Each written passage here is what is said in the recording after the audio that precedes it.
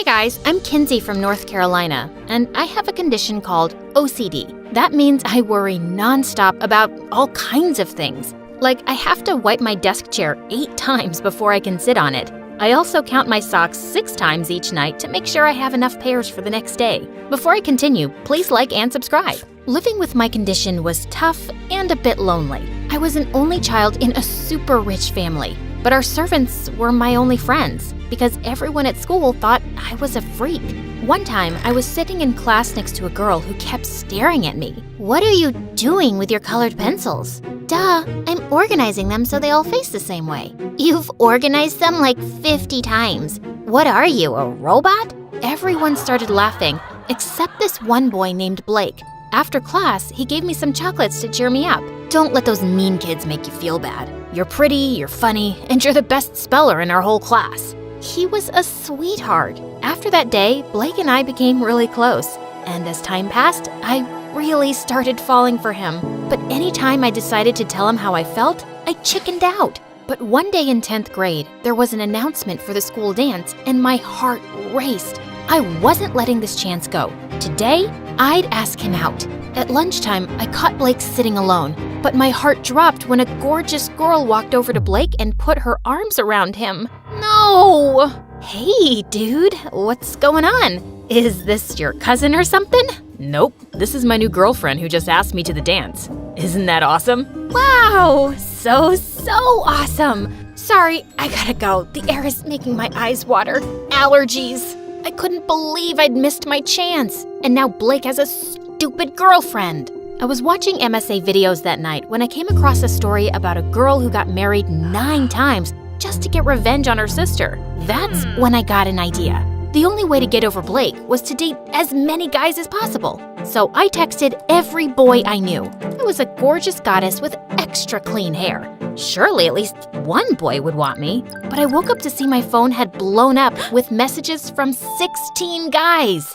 And when I walked into school, a swarm of boys circled me with flower bouquets and even a life-size teddy bear. That's when Blake came up to see me. These guys are going crazy. Did that dude just throw rose petals at you? Oh, that one's been wanting to go to the dance with me. Yep, while you were with your girlfriend, I decided to get myself 16 dates. You can't go on 16 dates. That's crazy. Oh, yes, I can. You just watch. I walked away like a queen and couldn't help notice Blake looked kind of upset. Well, I was glad. He had chosen someone else, and that was his loss. I set up my dates in a row that whole week. 1 at a bowling alley, 1 at an escape room, and 1 at a skating rink. But I realized I didn't like a single guy I went out with. One night, I was stuck at a restaurant with the most annoying guy on earth. "What's your favorite flavor bubblegum? Do you like surfing? Why are you wearing rubber gloves while you eat?" I hate bubblegum and swimming in the ocean. And again, I have OCD and don't like touching silverware at public restaurants. Just then, our waiter came by and he looked around my age. "Excuse me, miss. You have an emergency call." I jumped up right away and the waiter led me to a counter. "Did anyone die? Is my mom sick or worse? They canceled MSA, my favorite channel." Oh, I just made up the emergency call. You just seemed miserable on that date, and I wanted to save you. Oh my God, you're amazing. Thank you. No, you're the worst. You made me think my mom was sick. So, how about I make it up to you after my shift ends? We can go to the park. I have a thing for girls with turquoise gloves. I laughed and immediately agreed to hang out with the guy after his shift. I found out his name was Indigo, and he actually lived close by to me. Actually, I'm homeschooled, so I come here a lot. I don't have a ton of friends. Well, now you have one. From that day on, Indigo and I started hanging out a lot. I had made a commitment to go on every one of my dates. My mission wasn't complete, so every time I'd go on a bad date at his restaurant, Indigo would come up with some excuse to rescue me, and we had the best time laughing over it. Then one day, Blake and I decided to catch up over coffee. How come you and Indigo hang out so much? I thought you were busy dating 16 guys. Now I'm down to 9 guys. I still haven't found anyone yet, but whatever. Indigo's my friend, and I really like him. Oh, so you like him. Didn't you say he doesn't have any friends? That doesn't seem a little off to you or anything. There isn't anything off about him. Why can't you just be happy that I made a new friend? He's the only person besides you who doesn't think I'm a weirdo. I am happy for you. Why wouldn't I be happy? I just don't want you getting hurt since you obviously like him. God, what a drama queen. But the more I hung out with Indigo, I wondered if Blake was onto something. Indigo was lovely, but he also never invited me to his house or told me much about himself. One night, Indigo and I were sitting by the lake, and I decided to ask him about it. I don't tell people about my life. It's too complicated. Well, I don't like hanging out with people who keep secrets. Fine, I'll hang out by myself then. At that second, Indigo ran into the lake and went underwater with his clothes on. What are you doing? The lake is polluted. You don't know what's inside it. Ugh, I'm going home. Just put your feet in. It feels nice. And remember, you can always take 100 showers after. Do you trust me, Kinsey? I was about to tell Indigo no freaking way, but then I noticed his warm brown eyes and that he was holding his arms out to me. I held his hands tight as I dipped my feet into the water. Oh my God, I'm doing it! I'm amazing! Indigo, this is a really big deal for me.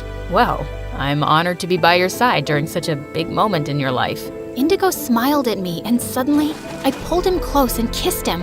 I felt my heart race like never before. I fell asleep thinking about Indigo that night. I could still feel his lips. But the next day, I heard a knock on my window, and it was Blake. Blake, what are you doing here? Kinsey, I'm in love with you. I've been in love with you for years, but I never had the guts to tell you. That's why I got a girlfriend, but I ended things between us. You're the only one I want to be with. I couldn't speak. My head was spinning.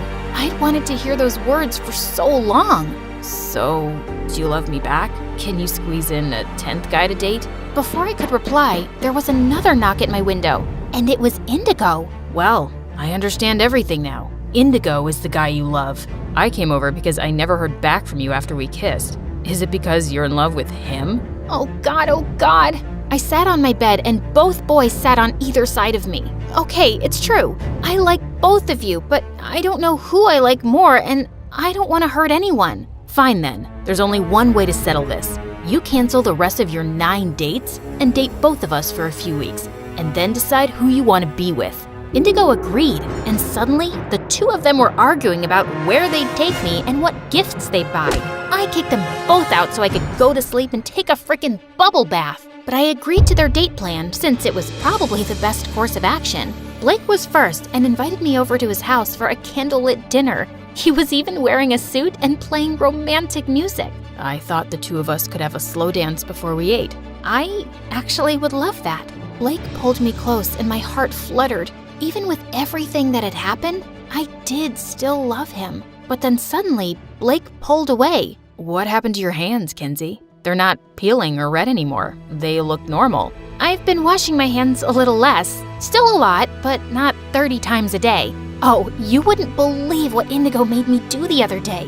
I told Blake about how I dipped my feet into the lake, and he looked really surprised. That's really big for you, isn't it? I'm glad. Anyway, let's have dinner. I had all your favorites made. The next evening, Indigo took me out to see the symphony, and later we went out for a moonlit walk. We ended up roaming the streets for 2 hours because I wanted to count 333 lampposts, and Indigo was more than happy to oblige. The next couple of weeks were a whirlwind of romantic dates, but making my decision wasn't getting any easier. Blake was the boy I'd always loved, but Indigo had left his mark in a short time, and now I couldn't imagine not having him in my life. A few days later, I was having a picnic with Indigo when he turned to me looking serious. Kinsey, it's about time I told you the truth. The reason I'm homeschooled and why I don't have any friends is because I have a serious illness and I'm in and out of the hospital a lot. And I never ask you to come over because my parents are really overprotective and they fuss over me a lot. I didn't want to freak you out with all that. Wow, Indigo, that sounds tough. It's not been too bad, just something I have to live with. But things will change once you get the surgery in 2 days. Indigo turned to me in shock as I clapped my hands over my mouth. Oh God, how did I let this slip? I was about to tell you about my surgery. How do you already know? Wait a second. Did you pay for it? Because my mom told me that just this morning that some anonymous donor had decided to fund my surgery. Kinsey, is that you?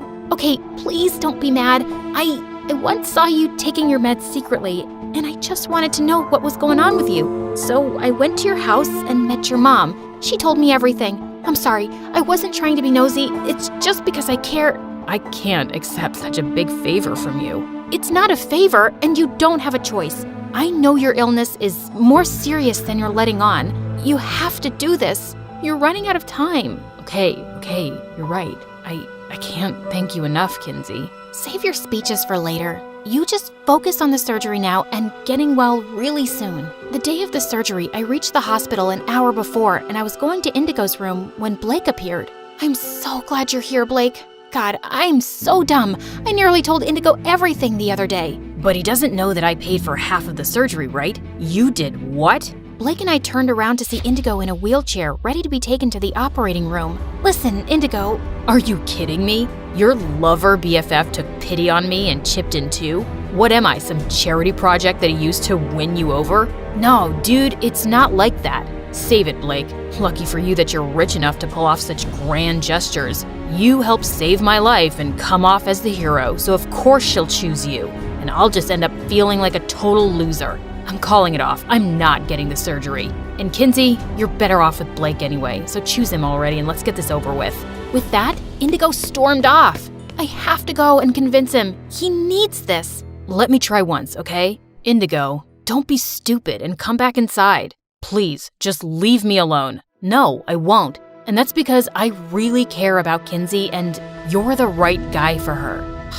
Over the last few weeks, I've seen how much Kinsey has changed. She seems lighter and more comfortable with herself. I've been her friend since we were kids, but I haven't had the same impact on her that you have. She's different because of you, and I just really want my best friend to be happy. So I told her days ago that I was gonna step aside, and I helped pay for the surgery because I want you to be healthy. So do it for yourself and do it for her. We all waited anxiously for hours, and finally the surgeon stepped out of the operating room with a smile. The heart transplant went really well, and we're expecting a full recovery. Congratulations. The next day, when I could finally see Indigo, I went up to him and hugged him gently.